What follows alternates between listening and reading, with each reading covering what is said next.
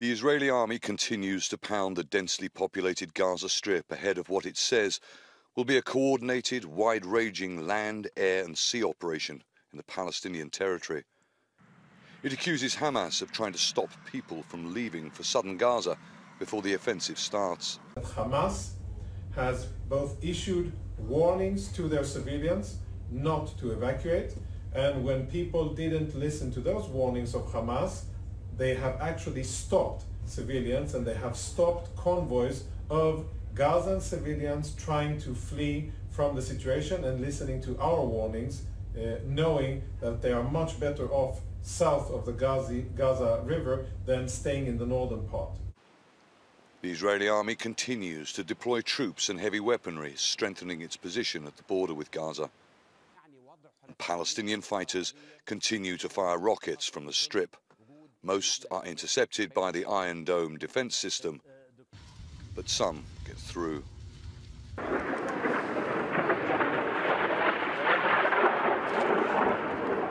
As intercepted rockets explode above, and after repeated warnings by the Israeli military, the remaining civilians in the town of Sderot are starting to move. There's still thousands of civilians inside Sderot, a town around 3 kilometers from the Gaza border.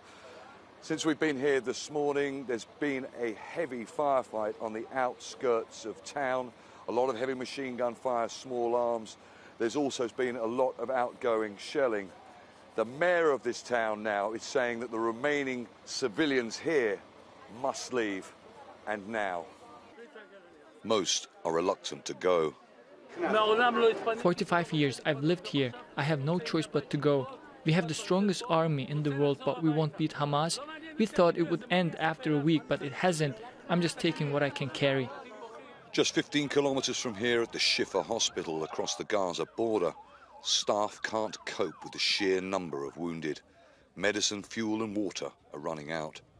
Further south in Khan Yunis, an area the Israeli army says Palestinians should go to avoid being killed, survivors of Israeli airstrikes struggle to come to terms with their loss.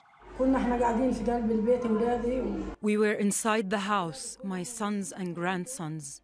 Suddenly, without a warning, they bombed the house. 14 people were killed. Only this girl, my granddaughter Fulla, survived. I hope she will get better and stay safe and heal.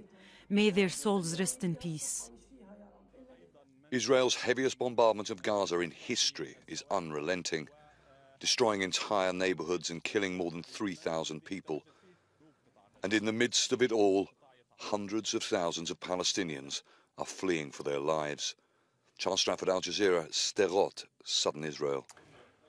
Well, we can go live to Charlie now, who's still there in Sderot in southern Israel. So, Charlie, just give us an update of the latest situation.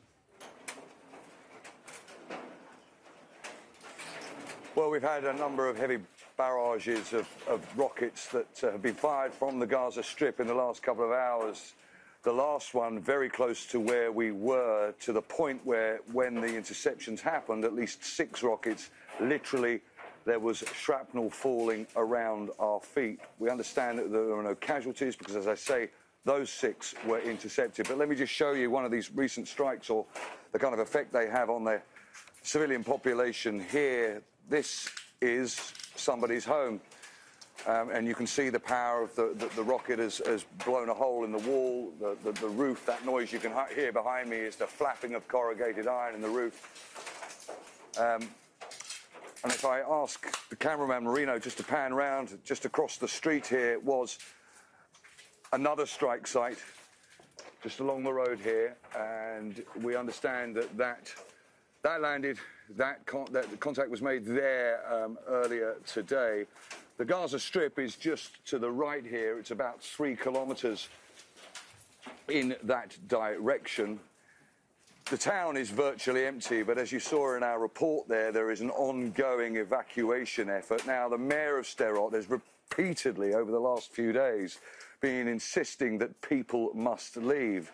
It is not obligatory, it is not mandatory. There are still some people here who say they won't.